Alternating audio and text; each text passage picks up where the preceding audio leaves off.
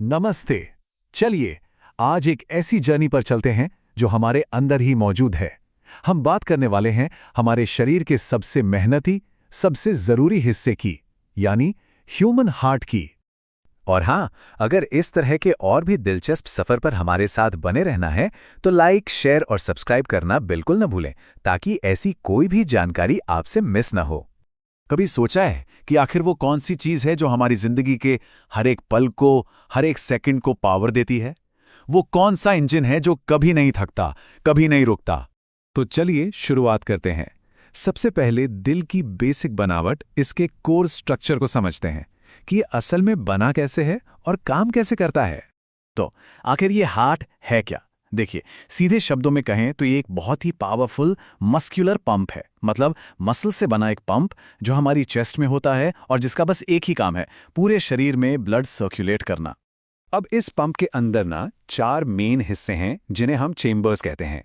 सोचिए, खून पहले राइट एट्रियम में आता है, वहां से जाता है राइट वेंट्रिकल में, फिर हार्ट के दूसरी तरफ ये लेफ्ट एट्रियम में आता है और आखिर में लेफ्ट वेंट्रिकल से होकर गुजरता है। और इन चैम्बर्स के बीच दरवाजों की तरह लगे होते हैं वैल्व्स। इनका काम सिंपल है, ये पक्का करना कि खून सिर्फ एक ही डायरेक्शन में, यानी आगे की तरफ ही बहे। दिल में ये 4 मेन वैल्व्स होते हैं: tricuspid valve, pulmonary valve, bicuspid valve, जिसे मिट्रल वैल्व भी कहते हैं, और एओर्टिक वैल्व। अच्छा, तो अब हमें चेम्बर्स और वैल्व्स के बारे में पता चल गया। अब देखते हैं कि खून शरीर में किन 2 मुख्य रास्तों, या कह सकते हैं कि हाईवेज से गुजरता है। ब्लड सर्कुलेशन के 2 मेन टाइप्स होते हैं। पहला है पल्मोनरी सर्कुलेशन। इसका काम है उस खून को जिसमें ऑक्सीजन नहीं है उसे फेफड़ों तक ले जाना ताकि वो ऑक्सीजन ले सके। और दूसरा है सिस्टमैटिक सर्कुलेशन, जो ऑक्सीजन से भरे खून को दिल से उठाकर पूरी बॉडी में पहुंचाता। तो ये पल्मोनरी सर्कुलेशन का सफर कैसा होता है? देखिए, सबसे पहले डीऑक्सीजनेटेड ब्लड, यानी बिना ऑक्सीजन वाला खून राइट एट्रियम में एंटर करता है। वहां से ये राइट वेंट्रिकल में पंप होता है, जो इसे ऑक्सीजन लेने के लिए सीधा फेफड़ों में भेज देता है। और जब खून में ऑक्सीजन भर जाती है तो वो लेफ्ट एट्रियम में वापस आ जाता है। अब आती है बारी सिस्टेमिक सर्कुलेशन की।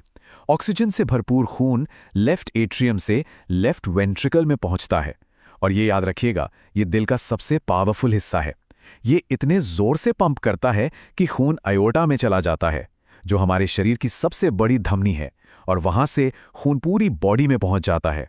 हमने खून के सफर को तो समझ लिया, लेकिन ये जो लब डब की आवाज आती है, जो हार्ट बीट है, वो कैसे होती है? चलिए अब दिल की धड़कन के पीछे की साइंस को समझते हैं, जिसे कहते हैं कार्डियक साइकिल। इसके 3 फेजेस होते हैं।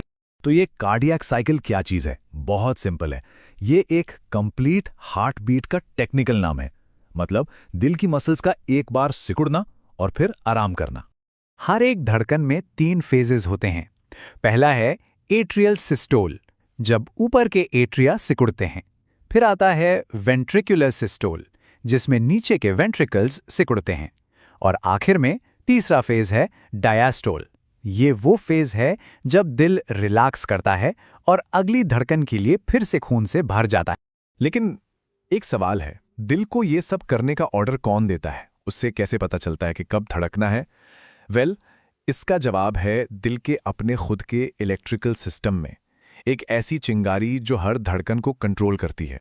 ये पूरा सिस्टम कुछ खास हिस्सों से बना है। इसकी शुरुआत होती है SA नोड से, वहां से सिग्नल जाता है AV नोड तक, फिर बंडल ऑफ हिस से होते हुए आखिर में पुरकिंजे फाइबर्स तक पहुंचता है, जो पूरे दिल में धड़कन का करंट फैला देते हैं। इन सब में सबसे इंपॉर्टेंट है SA नोड। इसे दिल का नेचुरल पेसमेकर भी कहते हैं, क्योंकि हर हार्टबीट को शुरू करने वाला इलेक्ट्रिकल स्पार्क, वो चिंगारी, यहीं से पैदा होती है। तो हमने इतनी सारी टेक्निकल बातें की, इसका आखिर मतलब क्या है? क्यों है दिल इतना जरूरी? चलिए अब इसके सबसे अहम रोल को आसान शब्दों में समझते हैं। देखिए, हमारा दिल एक सुपर एफिशिएंट डिलीवरी सर्विस की तरह है। इसका काम है हर एक सेल तक जरूरी सामान, यानी ऑक्सीजन और न्यूट्रिएंट्स पहुंचाना, और साथ ही वहां से कचरा जैसे कार्बन डाइऑक्साइड और वेस्ट प्रोडक्ट्स हटाना भी। यही नहीं, ये ब्लड प्रेशर को मेंटेन करता है और बॉडी टेम्परेचर को रेगुलेट करने में भी मदद करता है।